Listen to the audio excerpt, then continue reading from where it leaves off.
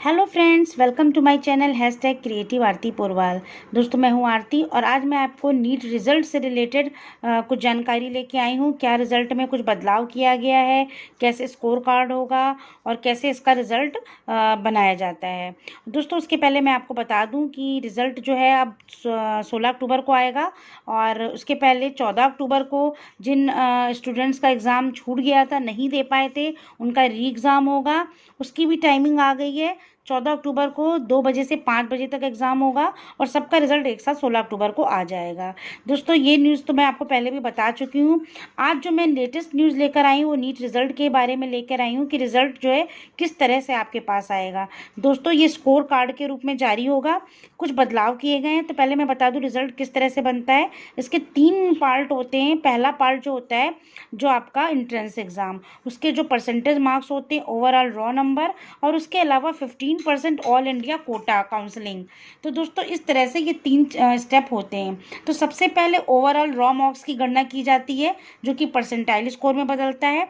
फिर इसी percentile score के आधार पर ऑल इंडिया रैंक तैयार होती है। तो परसेंटाइल स्कोर का उल्लेख नीट स्कोर कार्ड में प्रत्येक तीनों सेक्शन में अलग अलग किया जाएगा।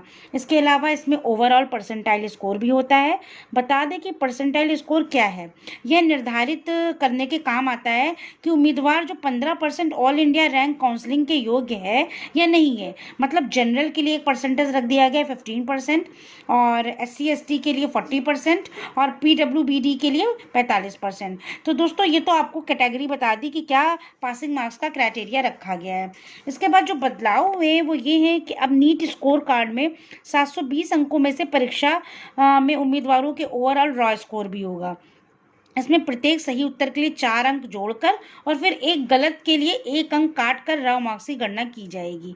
बता दें कि स्कोर कार्ड पर सेक्शन वाइज रॉ मार्क्स का उल्लेख नहीं किया गया है इस बार। तो उसकी रैंकिंग अब कैसे तय होगी।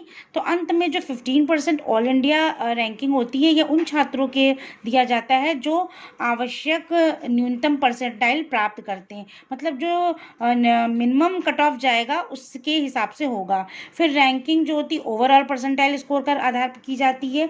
अगर परसेंटाइल अधिक है तो इसका मतलब उसकी हाई रैंक है, और अगर उसका कम है तो वो कम पे है। अब कैसे, मान लीजिए किसी बच्चे के कैसे उसको रैंकिंग दी जाएगी। तो सबसे पहले उसको, अगर 2 बच्चों के एक जैसे अंक आ जाए तो उनको रैंकिंग कैसे करेंगे। तो उसको बायो के देखते हैं कि किस बच्चे के बायो में ज़्यादा अंक हैं।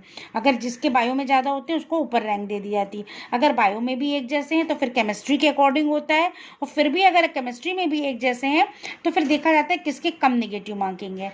जिसके कम नेगेटिव मार्किंग होते हैं उसी को रैंक ऊपर दे दी जाती है। और तब भी अगर समस्या हल नहीं होती है तो उनकी एज के आधार पर उनको रैंकिंग दे दी जाती है। तो दोस्तों, ये तो क्राइटेरिया था कि किस हिसाब से इसका रिजल्ट बनता है। तो अब देखते हैं कि 16 अक्टूबर को जो रिजल्ट आ रहा है उसमें क्या रैंक आती, क्या मिनिमम कट ऑफ जाएगा, क्या मैक्सिमम कट ऑफ जाएगा। तो ये सब चीज़ें तय हो जाएंगी। तो दोस्तों, अगर आपको ये वीडियो अच्छा लगा हो तो प्लीज़ इसे लाइक करिएगा, शेयर करिएगा और मेरे चैनल को सब्सक्राइब करिएगा। और उसके आगे जो बेल आइकन का बटन लगा है उसे दबाना बिल्कुल नहीं भूलिएगा, ताकि आने वाली हर लेटेस्ट इन्फॉर्मेशन आपको सबसे पहले मिल सके। तो दोस्तों, चलिए, अब 16 अक्टूबर का इंतज़ार है और 14 अक्टूबर को जिन बच्चों का फेज़ 2 री एग्ज़ाम है उनके लिए बेस्ट ऑफ लक, रिजल्ट के लिए भी बेस्ट ऑफ लक, और आगे आने वाली सारी लेटेस्ट इन्फॉर्मेशन मैं आपको देती रहूँगी। Thank you.